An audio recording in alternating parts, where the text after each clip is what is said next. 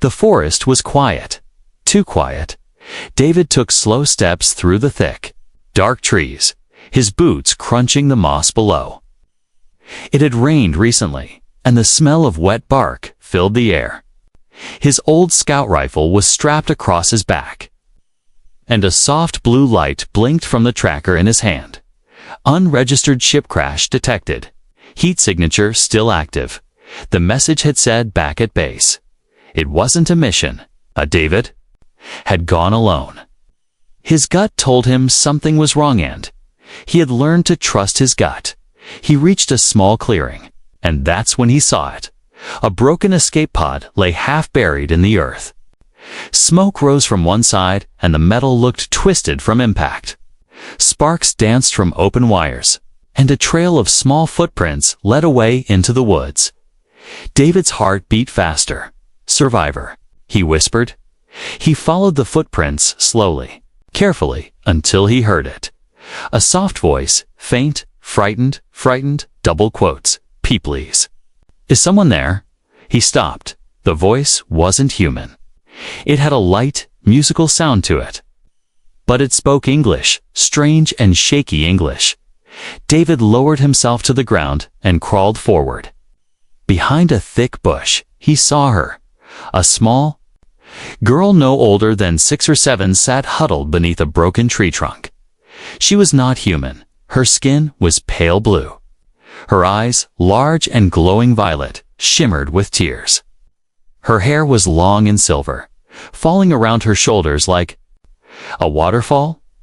She wore a torn white robe, now dirty and soaked from the rain. She looked up at him. She didn't scream. She just whispered, "Are you human?" David nodded slowly. "Yes, I'm here to help." The girl's small body trembled. My mom. Still inside. Fire.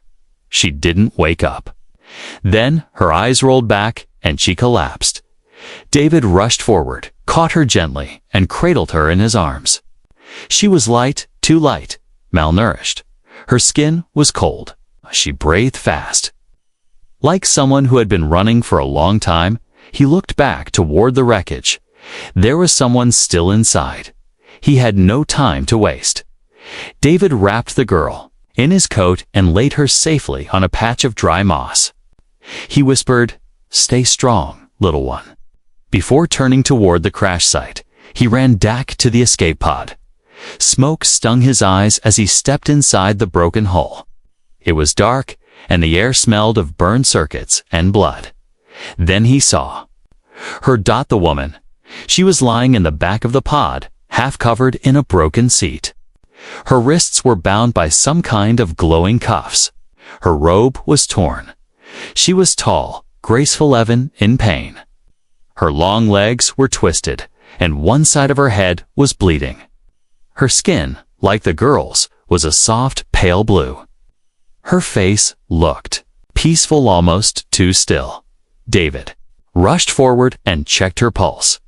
Still alive, barely, he pulled out his survival knife and cut through the cuffs. They sparked as they released, making a hissing sound like something angry being set free. The woman didn't wake. David lifted her carefully. She was heavy compared to the child, but not too much. He had carried wounded soldiers heavier than this before. The way her body relaxed into his arms, it felt like she had given up. "No," he said softly. "You don't get to give up. Ask." He stepped out of the wreckage with the woman in his arms. The rain began to fall again. He ran back to the girl. She was still unconscious, but breathing. He laid the woman beside her. "Daughter," and opened his emergency beacon. It was time to call. "In a favor, this is David. Emergency evac required. 2 survivors, non-human. Medical attention needed." Now, he looked at the girl and brushed a leaf from her face. She stirred, opened her eyes weakly, and whispered, "You saved her, didn't you?" David nodded. A small smile touched her lips. Then, "Will you be my dad if she doesn't wake up?" David blinked. He didn't know what to say before he could answer. Her eyes closed again, and he was left in the rain, heart pounding, holding on to two lives that didn't belong to this world but now, somehow, belonged to him. The air was cold and thick with silence as David carried the alien woman through the forest. The rain fell heavier now, soaking his back and hair, but he didn't stop. He had made a promise to a child he had just met in a place far from home. A child who looked at him with hope when no one else would, and her mother. She was barely breathing. He had no idea who they were. He just knew he couldn't leave them after almost an hour. He reached a hidden shelter deep in the hills, a place he once used when he was a soldier during the border wars. The structure was old but strong. It had solar backup, clean water, and a medbed. No one knew about it. It was perfect. He laid the woman down gently on the bed, and she groaned softly. Finally, signs of life. David moved fast.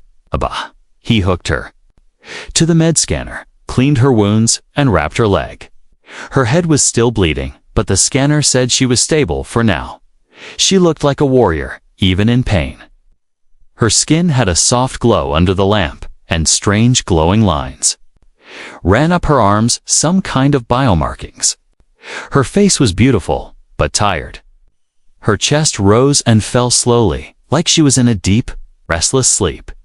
The scanner suddenly beeped. A new alert flashed. Foreign device detected. Control implants active. David frowned. He checked her neck and then her spine. Small metallic chips were hidden under the skin. Control tech. Slaver tech. Someone had used her like a weapon. Or a slave. His jaw tightened. He had seen this before. In the war, some aliens were captured and fitted with pain triggers. They couldn't fight back, couldn't speak up, could only obey.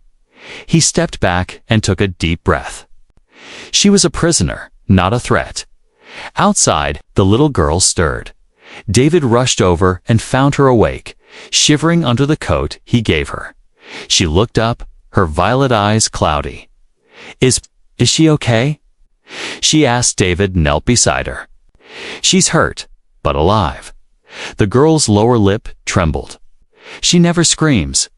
Even when they hurt her, she only screamed once. When they took me, David looked at her, confused. Who took you? She hugged her knees. Bad men. Called her thing. They made her fight, made her run. But she's not a thing. She's my mom. David placed a hand on her shoulder. She suddenly looked up. You didn't leave us. Why? I don't know, David said softly. But I couldn't. She reached out and touched his fingers. Then maybe.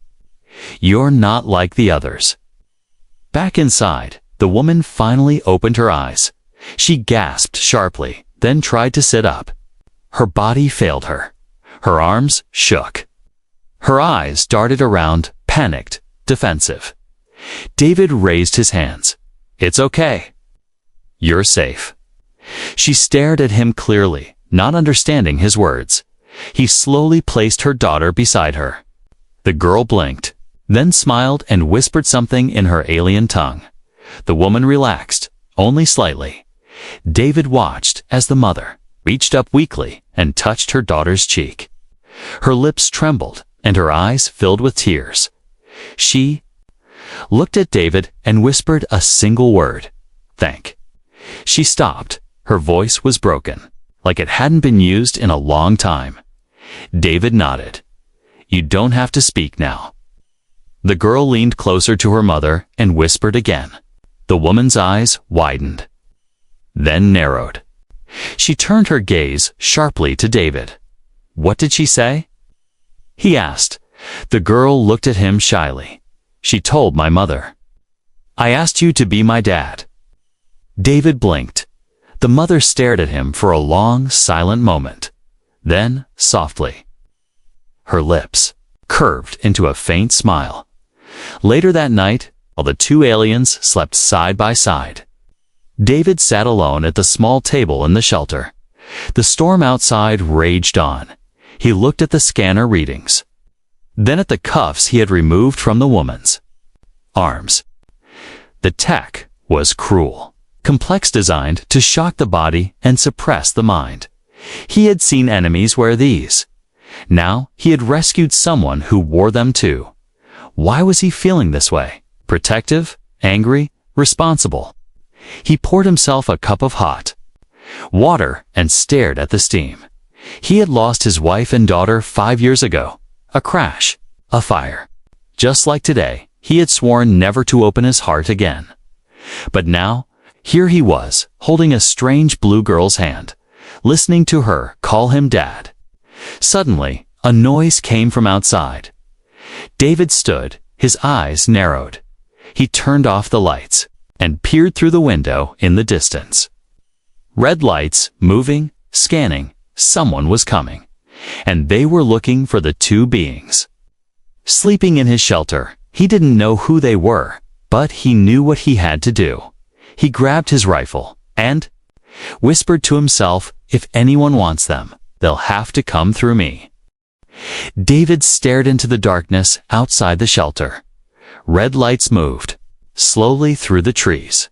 Silent, cold, searching. He had seen drones like these before, hunter drones. Slavers used them to track escapees. Once they locked onto a heat signature, they didn't stop. They didn't care if it was a child or a wounded woman. They hunted and they killed. David stepped back from the window and quietly shut the steel shutter. Inside, a little alien girl was still asleep, curled beside her mother. The woman's breathing had grown steadier. Her skin had more color now, but she was far from strong. They wouldn't survive another capture. Not this time. David picked up his old scout rifle, checked the magazine, then opened the floor panel and pulled out his emergency pack. Time to move. The shelter's underground tunnel led deep into the rocks. It had once been used for smuggling supplies during the wars. David never thought he'd use it to save lives. He packed food, medicine, heat blankets, then gently lifted the girl first. She stirred, blinking at him. "Where are we going?" she whispered. "Somewhere safe," David replied. She looked back at her mother, who was still unconscious. "Can you carry her?" "I will." She nodded, small hands holding his coat tightly. David placed her in a sling across his chest. Then he bent down, lifted the alien woman once again, and carried her carefully into the tunnel. It was dark and narrow, but safer now. For almost 2 hours, David moved through the stone tunnel. The only light came from his shoulder lamp, casting long shadows on the rough walls. The girl spoke softly while they walked. Stories, songs, things her mother used to say before the chains. "She called me Star Snow," she whispered, "because I was born during a storm on our ship. She said I was soft like snow, but brave like stars." David smiled. "It suits you." The girl giggled for the first time. "What's your name, human dad?" David chuckled. "Just David." "Okay, just David." He shook his head, amused. "No, just call me David." She nodded, thinking, I like human dad better. They reached the tunnel's end. David opened the hidden door and stepped into another part of the forest miles away. From where the drones were searching, here an old landing pad was hidden under thick trees. His personal shuttle sat waiting, dusty and worn but still flight-ready. He loaded the woman and child inside and began prepping for takeoff. Just then, his communicator blinked red. Incoming signal. Multiple heat sources detected.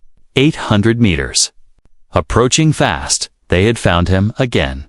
David sealed the doors. The engine started with a deep hum. Outside the trees, he saw shadows, moving tall figures in black armor. Slaver hunters. Too many. No time to fight. He launched the shuttle, rose quickly, breaking through the trees just as plasma shots tore through the branches below. David pushed the controls forward. The girl clung to his arm. "They followed us." "I know," he said calmly. "But we're not staying." Above the clouds, stars filled the sky. David turned toward an old orbital safe house, a small satellite station from his military days, still hidden and functional. As the shuttle docked, he looked back. The child had fallen asleep again, curled up in one of the seats, her silver hair covering her face like a blanket. Her mother stirred. David helped her sit upright. Her eyes were tired, but alert. "You saved us again," she said weakly, her voice clearer now. David nodded. "They were coming for you." She looked away. "They always do." He sat beside her. "Why were they chasing you?" The woman took a deep breath. "Because I refused to become their weapon." She looked him in the eyes. "I used to be a soldier, one of the best in my people's fleet. But when our ship was ambushed, they didn't kill us. They used us. Chains, mind control, pain triggers. They turned me into a hunter for them." David remained silent. The woman touched her daughter's hair. "She was born in that prison. I escaped with her 2 weeks ago. They've been hunting us ever since." David asked gently, "What's your name?" The woman paused. "Zira." David repeated it quietly. "Ziriah." She looked at him with soft eyes. "And you? You don't even know us. Why risk your life?" David sighed. "Because once I lost everything. My wife, my daughter. I couldn't save them." He looked at the little girl, still sleeping. "I couldn't let it happen again." Ziriah stared at him for a long moment. Then she reached out slowly, touched his hand. "My daughter chose you, human." David raised an eyebrow. "Chose me." "In our culture," she whispered, "a child has the right to choose their protector. If they speak those words with heart, it becomes law." David was stunned, Ziriah continued. "When she called you dad, she wasn't playing." The room fell quiet. Only the hum of the ship echoed around them. Zira looked down, her voice trembling. "She saw something in you. So did I." David didn't know what to say. He looked at both of them, 2 lives from another world, brought to him by fire and fate, and deep inside his heart. He felt something new, something warm, something he thought was gone forever. Family, inside the quiet orbiting safe house. Time moved slowly. The stars outside blinked peacefully, like faraway watchers. But inside, in the small living chamber, something powerful was happening softly, quietly. With every moment that passed, Zira was healing. Not just her body, but her soul. David spent each day helping her recover. He gave her food, medicine, warmth, and silence when she needed it. He didn't ask too many questions. He didn't push. She noticed that most men she had known were loud, impatient, controlling. But David, he was different. Gentle, kind, strong. Without using force, he never looked at her with disgust, or hunger, or fear, only with calm, steady eyes. The little girl whom Ziriah called Anira had returned to laughter. She played around the small safe house, dancing through the halls, in her oversized blanket like it was a royal robe. She made up silly names for everything: sleep cave for the bedroom, food room for the kitchen, human bubble for the shower stall. David laughed with her. Zira watched it all from her seat in the corner. Arms wrapped around her. Knees. She wasn't used to laughter. It felt strange, but it didn't feel wrong.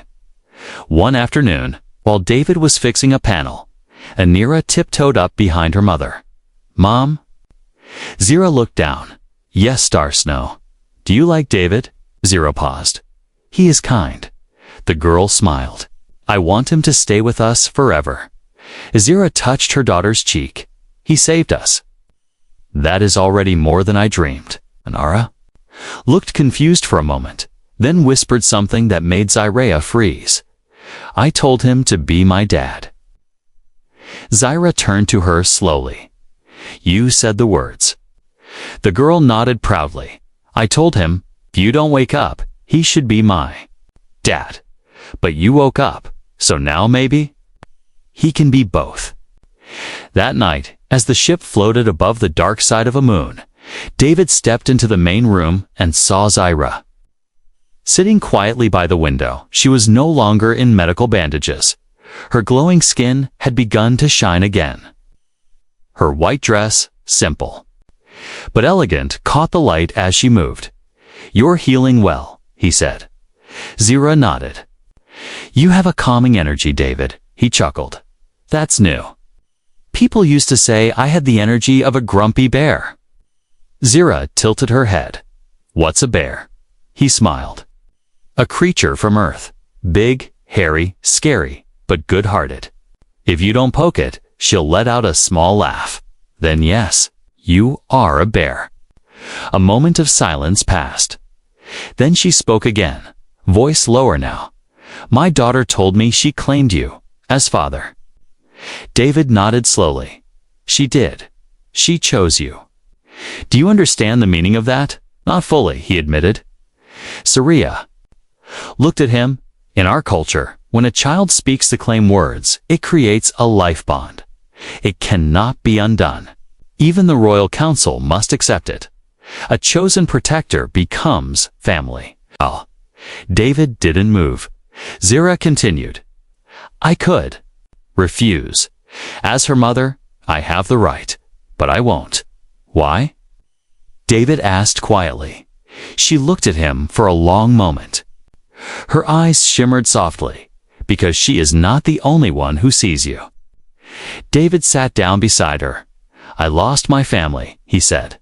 "A long time ago, my little girl."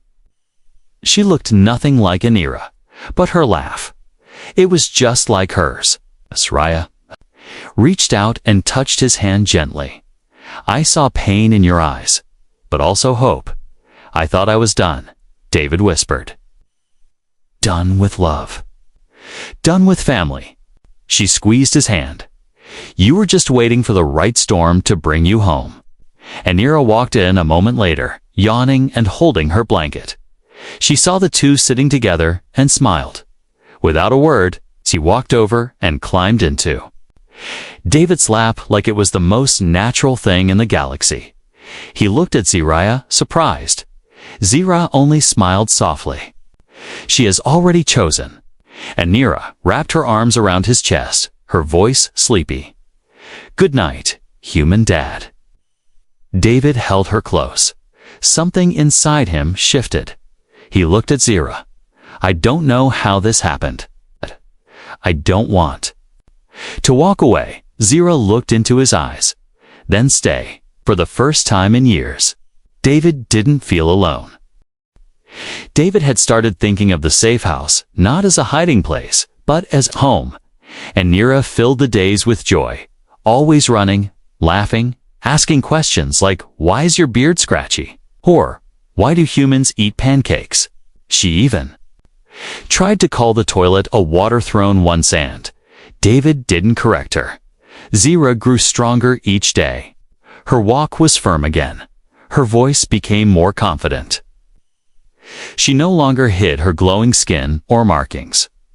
She wore her culture like a queen because she was one. But one morning, everything changed. The alert system blared. Unidentified vessel entering orbit. Speed, high. Signature, Royal Fleet. David's breath caught. Zira was already at the screen. Her eyes widened. "That's my people." David looked at her. "You're sure?" She nodded. "The crest on that ship belongs to the House of Elthari. My bloodline." David stared at her. "Your royalty." Zira turned toward him, voice steady. "I was once next in line to lead, until the slavers took me. I escaped, but never returned. They thought I was dead." She looked at Anira, who was now watching from the hallway, small hands clinging to the wall. "But now? They come because they found my signal." David narrowed his eyes. "Is that good or bad?" Zira took a deep breath. That depends on how they feel about humans raising their heir. The shuttle from the royal vessel landed outside the safe house hours later. Two tall aliens stepped out cloaked in silver and gold, faces hidden by ceremonial masks. Behind them stood armored guards, weapons not drawn, but ready. David stood at the door, rifle slung over his shoulder, not as a threat, but as a reminder he would protect them, even from their own kind. Ziria stood beside him, her white robes flowing, her hair pinned up with a glowing crystal, her royal crest. And Nira hid behind them, peeking out. When the aliens approached, they bowed, but not deeply. Lady Zyra, the taller one, spoke. "You live." "I do," she said firmly. The voice continued. "And the child is safe." Zyra stepped aside. Anira came forward shyly. "She is strong," Zyra said. "And brave." The masked figure nodded. Then their gaze shifted to David and the human. Zyra didn't look away. "He is the reason we are alive." He touched the air. The voice replied, "That is forbidden." "No," Zyra said sharply. "He did more than touch. He saved. He bled. He cared."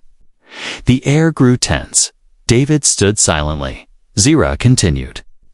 "By the laws of our ancestors, a child may choose her protector. My daughter chose him.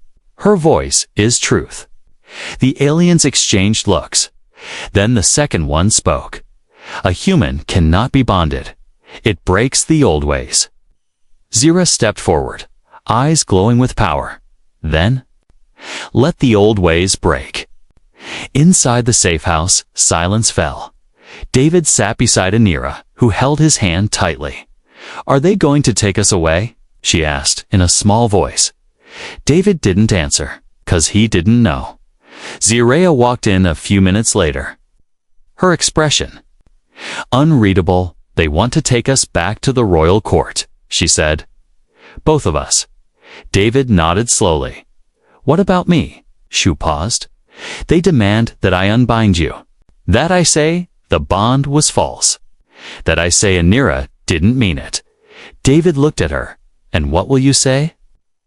Zyra walked over, knelt beside her daughter, and kissed her forehead. Then she looked at David.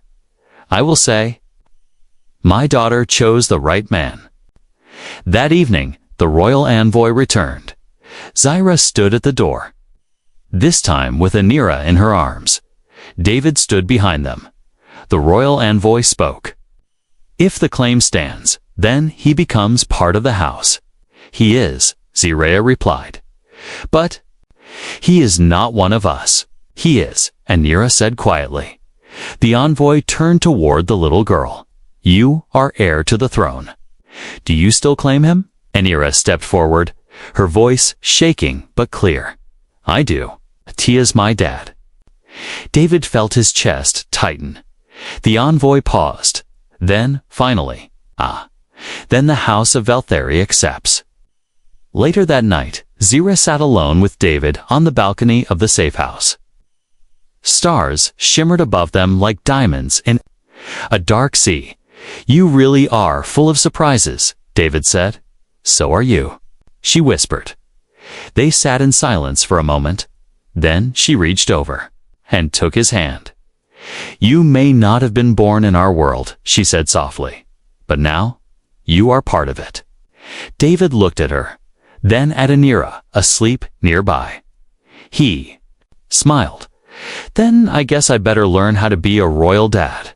Zyra chuckled. "You already are." The great royal ship floated like a silent city in Orbites, long wings glowing with soft blue lights. Its engines quiet but ready. Inside, everything was clean, polished, formal. Every step echoed on the smooth floor like it was watched by ghosts. David didn't like it. He wasn't used to places where rules walked ahead of people. He followed behind Zyra and Anira, wearing the traditional black robe they gave him. Didn't feel like his own, but he wore it anyway for Anira. For her new world, Anira looked excited, but nervous. She gripped his hand tightly. "Do I have to talk in front of everyone?" She whispered. Zire Ya smiled gently. "Only if you want to. I'll speak, but your presence is enough." David leaned down. "And I'll be beside you the whole time." She nodded. "Promise." "I promise." The royal council room was massive round with rising platforms where the elders sat. Every one of them was tall, sharp-eyed, and glowing slightly. Just like Zyrea, but none of them smiled. At the center stood a floating light, the ancient crown symbol of their people. It glowed softly, its colors shifting like a living flame. David could feel the pressure in the room. It wasn't just a meeting, it was a test. One of the elders stood and raised his hand. Ziriah Velthari, returned from exile, escaped from bondage. Mother of the air. Ziriah bowed her head slightly. "I speak in truth, Ate. And you return not alone," the elder said. "You bring a child and a human." Gasps echoed across the room. David stood straight. The elder turned to Anira. "You are heir by blood. Do you still stand by your choice?" Anira stepped forward, voice small but steady. "I choose him. I chose him when no one else came, when no one else cared." More murmurs. The elder raised his hand again. "We do not question the child, but we ask the mother. Do you, Zira, accept this bond? A human to stand beside your bloodline?" Zira raised her chin. "I do. I have seen war, pain, slavery, betrayal. But this man, this human, risked everything with no reward." She looked at David, eyes shining. "He is her father now, and if he'll have me, I would choose him too." David blinked. The room froze. "Even?" The crown light flickered, like it heard her words. The elder looked at David. "Human, do you speak now?" David stepped forward. His voice was rough, but honest. "I didn't come here to rule or be praised. I didn't ask for a title or power. All I did was help to people who needed help. One was a little girl who called me dad. The other was a woman who needed someone to believe in her again." He looked around the chamber. "I don't care about crowns, care about them." Silence. Then the elder turned to the crown light in the center. "If the bond is true, the flame will accept." The room darkened. All eyes turned to the floating crown. It pulsed once, then again, then it glowed a bright gold and slowly turned toward Anira. The flame dipped, upped, lowering itself. Touching her forehead, she smiled. Then the flame moved to Zira. A soft hum filled the room as her markings glowed. Brighter dot, and finally, the flame turned to David. For a moment, nothing happened. Then, softly, the golden light flickered around his chest and settled there. The crown accepted him. He wasn't one of them, but he belonged. Later, in the private quarters, Anira ran around in circles, laughing. "You're real royalty now, human dad." David sat back, still stunned. "I just passed an alien light test. I still don't understand what happened." Zira sat beside him, smiling. "The crown only listens to truth. It doesn't care about blood or species. It sees the bond in the heart." David looked at her. "When you said, 'If he'll have me,' did you mean that?" She looked into his eyes.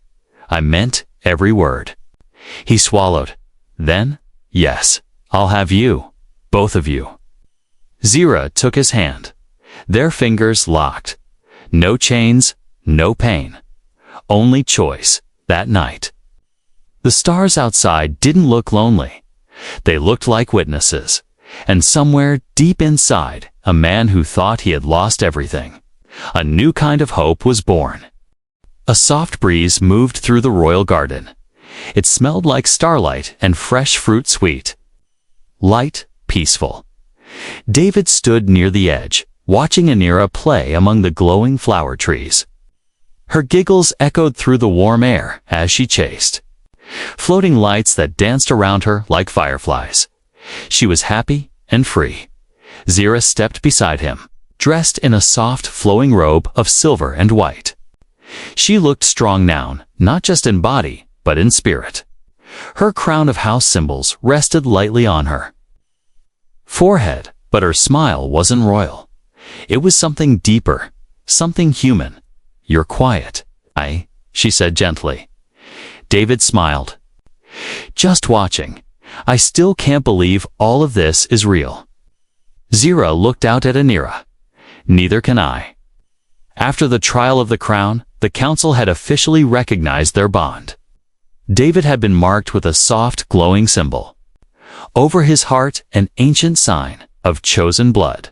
He was now family by alien law. Not because of politics, because of love and choice, but one question still remained. Would he stay or return to Earth? Later that evening, David sat on a stone bench in the moon garden. The stars above were huge, close, like a ceiling of diamonds. He stared at the sky, lost in thought. Earth was still out there. His old life, his memories, his pain. But here, in this place, something new had grown, something he didn't expect. A purpose, a connection, a second chance. He heard small footsteps behind him. Anira climbed up onto the bench and sat beside him, swinging her feet.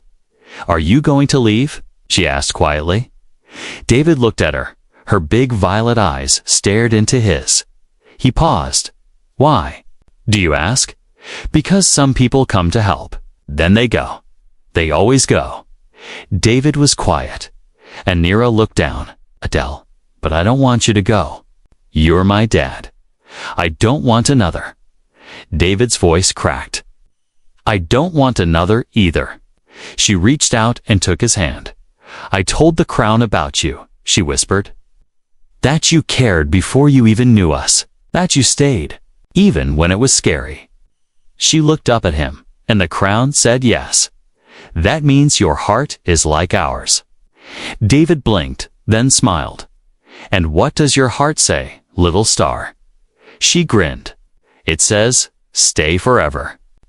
The next morning, Ziriah stood at the palace gates, watching as David packed a small bag. He had asked for one final walk alone. To think now he was back. She tried to hide the worry in her eyes. I won't ask you to stay," she said. Softly, "That must be your choice." David looked at her. "I know. That's why I'm staying." Ziriah froze. "You are." He stepped closer. "I was lost for a long time. I carried ghosts. I thought I had nothing left to give. But your daughter saw something in me, and then you did too." He gently touched her hand. "And I see everything in both of you. A new life. A reason to fight. A reason to laugh." Zira's eyes filled with tears. David continued. "I don't know how to be royal or proper, but I know how to care. And if you'll have me?" He dropped to one knee. "I'd like to be more than her protector. I'd like to be your partner. In everything." Ziriah stepped forward, kneeling too. She placed her forehead gently against his. "In my culture," she whispered, "this is a promise bond." "I accept," she said. Anira's voice cried out from the hallway. "Yay! My dad and mom are together now." They both laughed, and that was how it began. Weeks later, the royal garden was filled with music and soft lights. People of all kinds, alien and human, stood together under the stars. Watching the new family walk down the path of unity, Zira walked tall, and Nira walked proudly beside her, wearing a small silver sash. Dot and David, dressed in royal black with the glowing crest over his chest, walked with both of them. He was no longer just a human soldier. He was a father, a mate, a symbol of hope that even across stars, family could be chosen, not just born. That night, as they stood together looking at the galaxy from their balcony, and Nira pointed at a bright planet in the distance. "What's that one?" David smiled. "That's Earth. Do you miss it?" He thought for a moment. "No," he said softly, "because my whole world is right here." Zira leaned her head on his shoulder, and together, as the stars watched, their strange, beautiful, chosen family stood stronger than blood, brighter than destiny. A family like no other.